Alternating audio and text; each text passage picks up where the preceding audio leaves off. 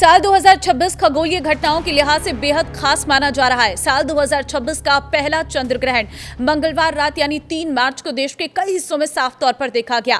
पहले चंद्र ग्रहण के बाद अब दुनिया की नजरें अगस्त में लगने वाले साल के दूसरे और आखिरी चंद्र ग्रहण पर टिकी है। आइए जानते हैं इस रिपोर्ट में कि साल का ये आखिरी चंद्र ग्रहण किस तरह का नजारा रहने वाला है। इसके बारे में सारी जानकारी आपको देंगे। नमस्कार, मैं हूं आपके साथ ममता तिवारी और आप देख रहे हैं न्यूज़ 18 का डिजिटल प्लेटफॉर्म। साल का आखिरी चंद्र ग्रहण श्रावण माह की पूर्णिमा तिथि को लगने वाला है। चंद्र ग्रहण के साथ सावन का महीना भी खत्म होगा। यह आंशिक चंद्र ग्रहण अपने आप में अनोखा होगा क्योंकि इस दौरान चंद्रमा का लगभग 93% हिस्सा पृथ्वी की गहरी छाया में छिप जाएगा। यह ग्रहण चांद का अधिकांश भाग तांबे जैसा लाल दिखाई देगा। 3 मार्च 2026 को साल का पहला चंद्र ग्रहण लगा। अब साल का दूसरा और आखिरी चंद्र ग्रहण 27-28 अगस्त 2026 को लगने वाला है। ये पूर्ण चंद्र ग्रहण दुनिया के कई हिस्सों में दिखाई देगा। दरअसल जब चांद पूरी तरह पृथ्वी की छाया में आ जाता है तब उस पर सिर्फ पृथ्वी के वातावरण से मुड़कर पहुंची सूरज की रोशनी पड़ती है, जिसकी वजह से चांद लाल रंग का दिखाई देता है। साल का दूसरा चंद्र ग्रहण लंबा चलेगा। साल का आखिरी चंद्र ग्रहण सुबह 8:04 से शुरू होकर 11:22 तक रहेगा। इस दौरान सुबह 9:43 पर ग्रहण अपने चरम पर होगा।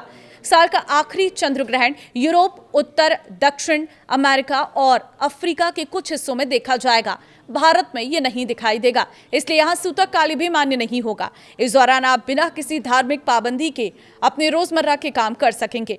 ग्रहण के शुरू होने से पहले सूतक काल लग सकता है, जिसे अच्छा नहीं माना जाता है। चंद्र ग्रहण लगने के 9 घंटे पर पहले सूतक काल शुरू हो जाता है, जो ग्रहण के खत्म होने के साथ समाप्त हो जाता है। साल के आखिरी चंद्र ग्रहण का सूतक काल भारत में मान्य नहीं होगा क्योंकि यहाँ पर चंद्र ग्रहण दिखाई नहीं दे रहा है। 28 अगस्त को रक्षाबंधन का त्योहार भी है, तो क्या ग्रहण का उस पर कोई प्रभाव पड़ेगा, ये भी जान लीजिए। चूंकि भारत में यह ग्रहण नहीं दिखाई देगा, इसलिए पारंपरिक ज्योतिषी मान्यता के अनुसार भारत में इसका सूतक काल भी मान्य नहीं होगा। इसी वजह से रक्षाबंधन के पर्व पर ग्रहण के कारण कोई विशेष रोक नहीं होगी। भारत में लोग सामान्य तरीके से रक्षाबंधन मना सकते हैं। मान्यतानुसार जहां चंद्र ग्रहण दिखाई देता है वहां ग्रहण से लगभग 9 घंटे पहले सूतक काल माना जाता है। हालांकि सूतक और ग्रहण से जुड़े धार्मिक नियम आस्था और परंपरा का विषय है। ग्रहण दिखाई देने वाले क्षेत्रों में रहने वाले लोग ग्रहण के दौरान अपने इष्ट देव के मंत्रों का जाप कर सकते हैं। सावन पूर्णिमा होने के कारण भगवान शिव की उपासना करने वाले लोग ओम नमः शिवाय मंत्र का जाप कर सकते हैं। धार्मिक मान्यता है कि ग्रहण के दौरान मंत्र जाप और ध्यान करने से मन को शांति मिलती है। आप अपनी श्रद्धा के अनुसार रुद्राक्ष की माला से मंत्र जाप कर सकते हैं। ग्रहण समाप्त होने के बाद स्नान करके घर के मंदिर की साफ सफाई करें, पूजा करें। जरूरतमंद व्यक्ति को अन्न या अन्य वस्तुओं का दान करने की परंपरा भी है। कई हिंदू परिवारों में ये मानी जाती है। दाल में चावल, दाल, आटा, मौसमी फल और अपनी क्षमता के अनुसार दक्षिणा दी जा सकती है। हालांकि भारत में ग्रहण दिखाई नहीं देने के कारण नियमों को मानना अनिवार्य नहीं माना जाएगा।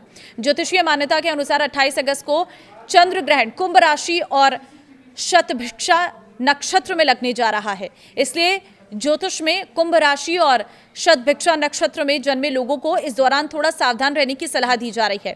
हालांकि यह ध्यान रखना जरूरी है कि किसी व्यक्ति पर ग्रहण का प्रभाव उसकी पूरी जन्म कुंडली के आधार पर अलग अलग माना जाता है। इसलिए केवल राशि या नक्षत्र के आधार पर किसी निश्चित घटना की भविष्यवाणी नहीं की जा सकती।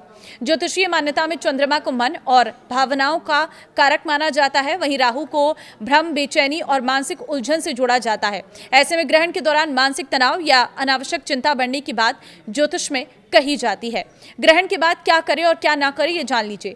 जहां ये चंद्र ग्रहण दिखाई देगा वहां रहने वाले लोग अपनी धार्मिक मान्यताओं के अनुसार ग्रहण समाप्त होने के बाद स्नान कर सकते हैं। अगर संभव हो तो किसी पवित्र नदी में स्नान करें। ऐसा संभव ना हो तो घर पर स्नान किया जा सकता है।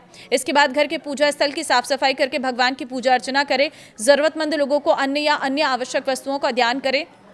ग्रहण के दौरान अपने इष्ट देव के मंत्रों का जाप करना भी धार्मिक परंपरा का हिस्सा माना जाता है। भगवान शिव की उपासना करने वाले लोग ओम नमः शिवाय का जाप कर सकते हैं। लेकिन भारत में रहने वाले लोगों के लिए एक बार फिर साफ कर दें कि 28 अगस्त का ये चंद्र ग्रहण भारत में नहीं दिखाई देगा, इसलिए यहाँ ग्रहण का सूतक काल लागू नहीं होगा और रक्षाबंधन का पर्व सामान्य रूप से मनाया जा सकता है।